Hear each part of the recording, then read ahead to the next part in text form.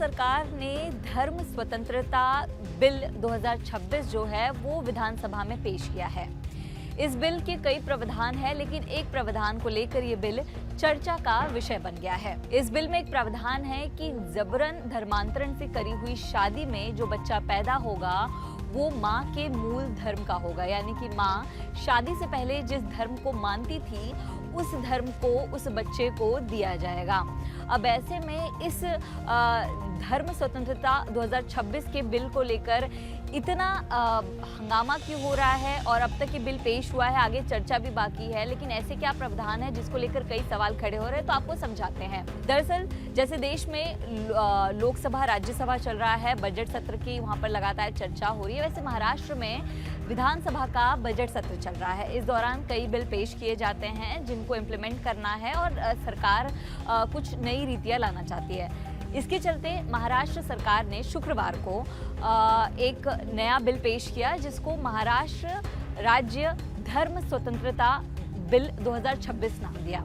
इस बिल में कई प्रावधान हैं, यानी कि जबरन धर्मांतरण को लेकर अगर किसी तरह की कोई चीज़ की जाती है तो कानूनी प्रक्रिया के तहत उसको कैसे सज़ा होगी, कितने साल सज़ा होगी, कितने साल की जेल होगी, इन तमाम प्रावधान को इसमें समावेश किया गया है। लेकिन इस पूरे बिल में एक बात पर सबसे ज़्यादा जोर दिया गया है, अगर किसी का जबरन धर्मांतरण करवाया जाता है और उससे शादी से अगर कोई बच्चा पैदा होता है तो वो बच्चा माँ के मूल धर्म का माना जाएगा।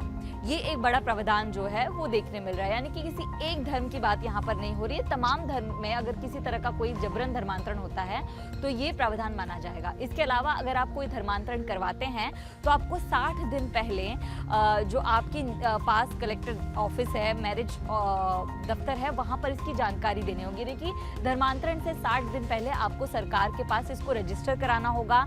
21 दिन पहले जो है आपको डॉक्यूमेंट्स जो हैं वो सबमिट कराने होंगे।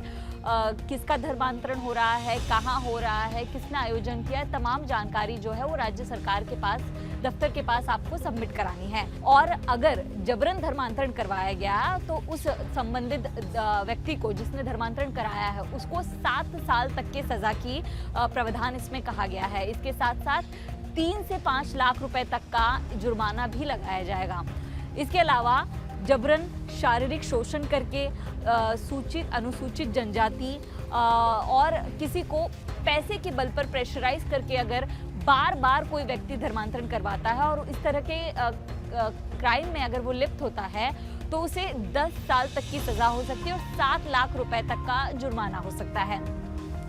इस पूरे धर्मांतरण के मामले में तमाम और चीज़ें शामिल हैं जो हम आपको समझाते हैं। धर्मांतरण के दौरान सबसे प्रमुख बात है कि बच्चा जो है वो माँ के पहले धर्म पर जाएगा, लेकिन और भी कई चीज़ें इसमें शामिल की गई हैं। जैसे प्रस्तावित कानून में अवैध धर्म परिवर्तन के पीड़ितों के पुनर्वास, भरण पोषण और बच्चों की सुरक्षा के कानून को भी इसमें शामिल किया गया है। निर्धारित समय में अगर आपने धर्मांतरण की घोषणा नहीं की, यानी कि 60 दिन का वक्त दिया गया, अगर उसमें नहीं घोषणा की आपने तो उसको राज्य सरकार की तरफ से अवैध और जबरन माना जाएगा। इसके अलावा 30 दिनों के भीतर आपत्तियां दर्ज कराई जा सकती हैं। 21 दिन के भीतर आपको आयोजन की जगह और संस्था के नाम घोषणा करना है। इसके अलावा अगर ये जबरन धर्मांतरण माना जाता है तो जो सब इंस्पेक्टर हैं वो इसकी जांच करेंगे और ये जो पूरा अपराध है वो कॉन्जिबल यानी कि संज्ञान और नॉन बेलेबल होगा, यानी कि माना जाएगा कि आपने इसको जानबूझकर किया है, ये नॉन बेलेबल ऑफेंस होगा। आपकी गिरफ्तारी जो है जबरन धर्मांतरण के चलते